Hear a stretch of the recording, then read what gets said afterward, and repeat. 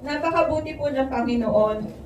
Alam ko po, sabi ni Brother Earl, although niligaw ka, minsan nahihiya ako kasi parang feeling ko galit yung Diyos sa akin.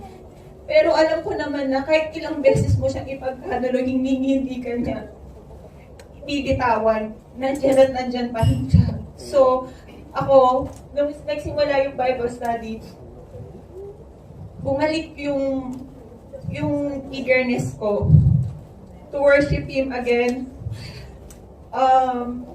Para nagpagpasalamat ulit sa Kanya sa mga blessings po niya na ibinigay sa akin.